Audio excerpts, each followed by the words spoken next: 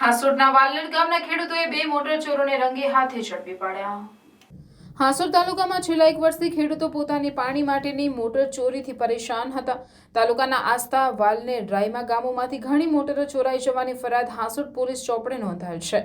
ત્યારે પોલીસ પણ પરેશાન હતી। ત્યારે રાયમા તથા વાલનેરવાળા રસ્તે રાત્રિના સમયે વાલનેરના ખેડૂતો પોતાના ખેતર જતા હતા।